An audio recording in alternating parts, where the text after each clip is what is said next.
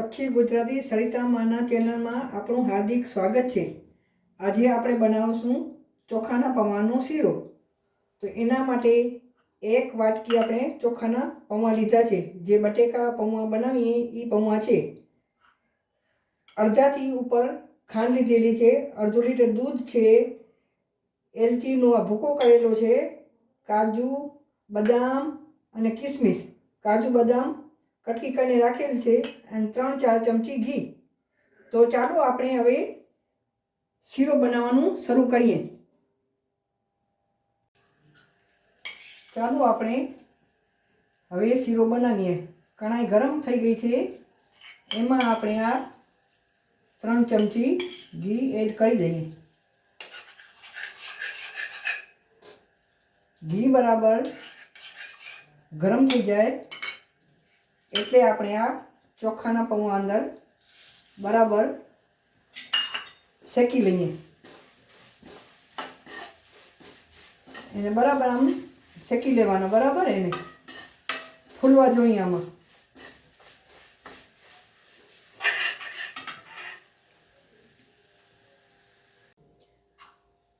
હવે જોઈ શકો છો આપણા પૌવા શેકાઈ ગયા છે ને ફૂલી ગયા છે, કેટલા બધા થઈ ગયા જોઈ શકો છો ને તમે।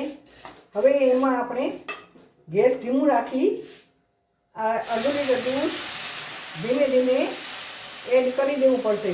કેમ બધું ભેગું નાખીએ તો ઉપર ઉભરો આવે એ ધ્યાન રાખવું પડે આપણે। આ ધીમે તાપે જ કરવાનું છે, બરાબર।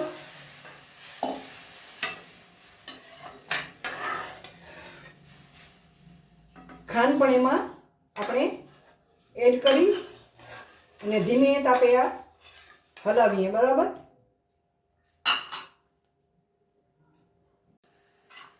હવે જુઓ તમે આ બધું મિક્સ થવા આવ્યું છે ત્યારે આપણે આ ગેસની સેજ ફ્લેમ વધારી દઈએ।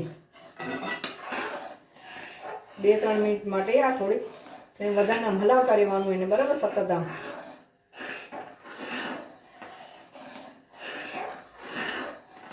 તમે મીઠું તમારા સ્વાદ પ્રમાણે વધારે ઓછું કરી શકો છો। વધારે ગળ્યું લાગતું હોય તો વધારે ખાંડ, ને ઓછું ગળ્યું ગમતું હોય તો ઓછી ખાંડ તમે નાખી શકો છો, બરાબર।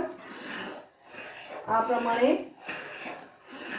સતત આમ હલાવતા રહેવાનું, બરાબર।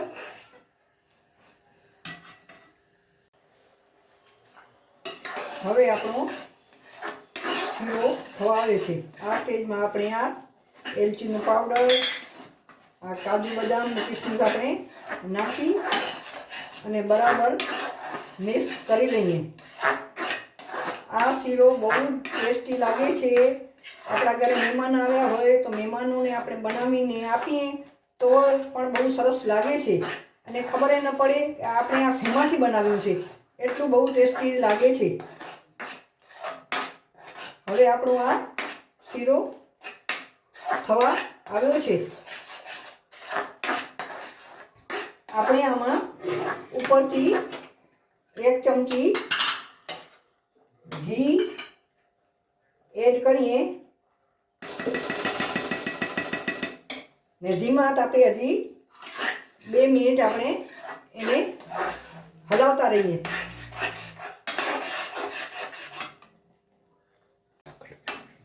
ચલો આપણો આ ચોખાના પૌવાનો શીરો તૈયાર થઈ ગયો છે। હવે આપણે પીરસીએ। ચલો આપણું શીરો રેડી છે। આવો ખાવા મસ્ત મજાનો શીરો, ખબર નહીં પડે કે ચોખાના પૌવામાંથી બનાવેલો છે। આવો શીરાની મોજ માણવા।